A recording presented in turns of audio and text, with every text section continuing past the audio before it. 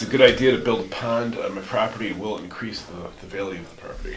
It might increase the value of the property. It all depends. So, one of the things that we tell people is ponds are a nice feature, but you can't build on a pond.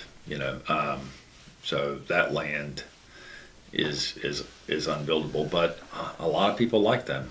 So, I've had some people tell me it takes 100 acres of runoff to make a 1 acre pond. So that's a substantial amount.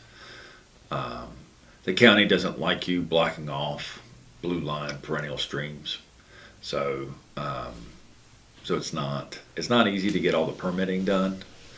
Depending. So you get a pond permit? Oh, you have to get a pond permit. Yeah, sure do. What if you just dig a hole? So some people will say it's better to ask for forgiveness than permission, but not the case with the ponds. They will nail you. We got erosion control issues. If you disturb more than 5,000 square feet in Chatham County, you have to have a permit. So I would imagine if you're going to take the time to build a pond, it's going to be more than 5,000 square feet. Can you just get rid of the pond when you're done with it if you don't want to?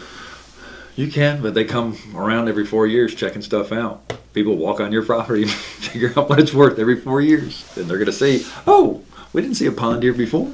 So, it's they send up airplanes every now and then too.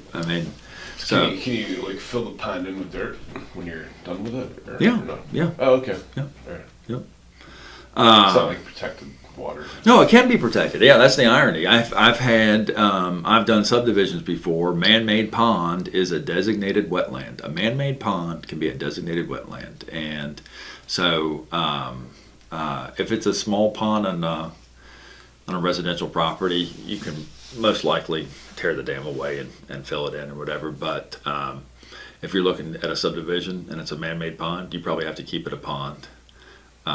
Because it's a designated wetland, which I know. Designated wetlands can be man-made. So, but if you have 10 acres, a quarter acre to a 1 acre pond is probably a nice feature, and it's going to increase the value of your property. Everybody loves a little fishing hole and having that feature on their property. I do think it's quite funny that when people call me and say, I want to buy a piece of raw land to put a house on, I'm like, okay, what kind of raw land do you want?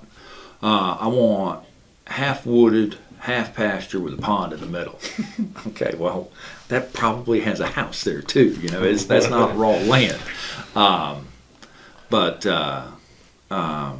Ponds, a lot of people like ponds. Now, the good thing about Chatham County is we have some areas that are difficult to perk. Difficult to perk means that it makes for a bad septic system because the land doesn't percolate, doesn't absorb water. That's good for building a pond. So when you drive in an area and you see a bunch of ponds, that is, that's nice. Those are good features to have and everything, but that also probably indicates that the land does not perk very well, or it's just it's an agricultural situation. Believe it or not, it's not legal to allow cattle to go into your pond. So, so if you have a pond and you're letting your cattle go into it, and somebody from the county drives by, you can get a fine for that as well. And we see that all the time in Chatham County. It's pretty common. But there is a particular buyer that's exactly what they want is a small pond on their property. Average pond that I know of around here is going to be about $15,000 to $20,000. That's to clear the land, to dig it out, to get down to the suitable soils and the clay that will hold water, and then to create the dam and put some kind of pipe and infrastructure. That's probably the average price. If you get to a pond that's extra large or has a very high dam, then the dam has to be engineered, and you have to have a special permit for that as well.